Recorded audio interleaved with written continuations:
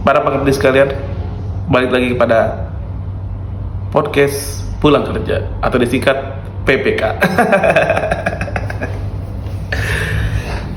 Menjelang akhir tahun ini banyak ya para pegawai itu pada ngeposting.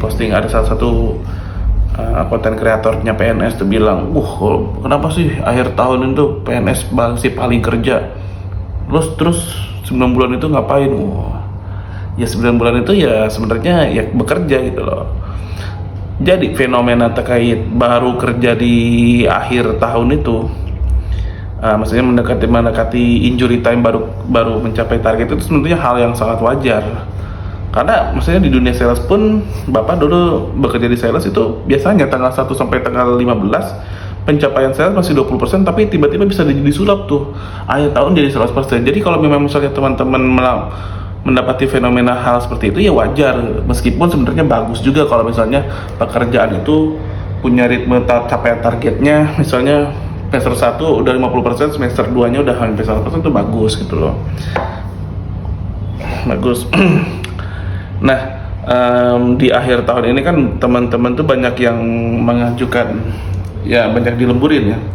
Jadi kalau kita ngomongin lembur itu sebenarnya di dunia pemerintahan itu ada aturannya yang mengatur tentang uang lemburnya juga. Jadi lembur itu dibayar gitu loh. Nah pertanyaannya, emang PNS ada yang lembur? Waduh, bukan main Juma doang.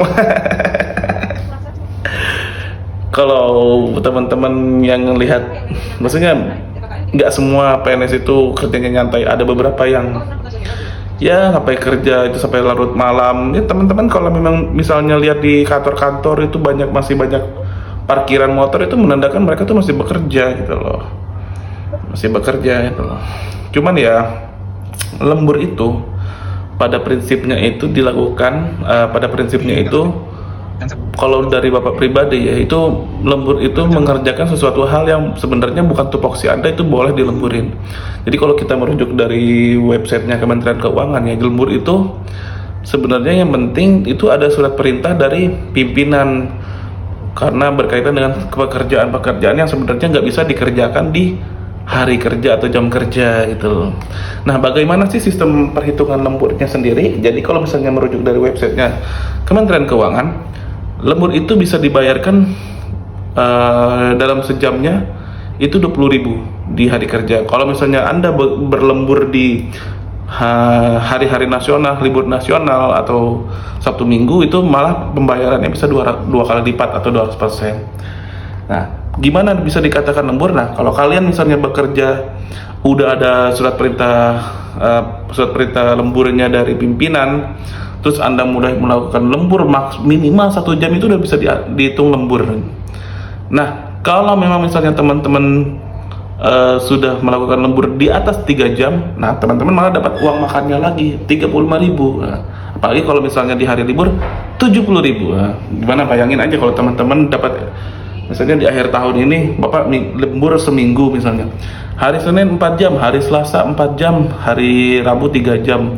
Nah, karena kebijakan dari kantor Bapak, balik lagi ya, kebijakan dari kantor Bapak, lembur itu maksimal dilakukan selama 7 jam.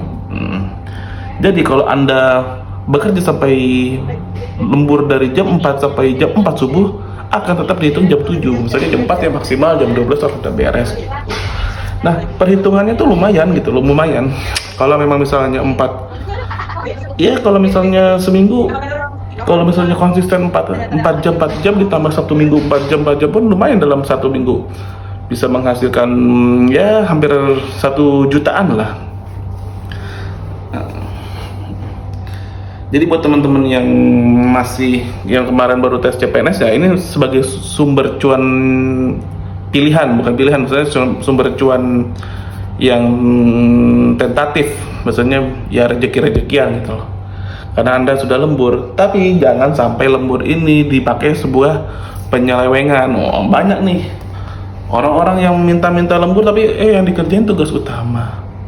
Anda tugas utama, kalau lembur itu tugas Anda utama, itu dipertanyakan. Jangan-jangan jam kerja Anda main Jumat juga.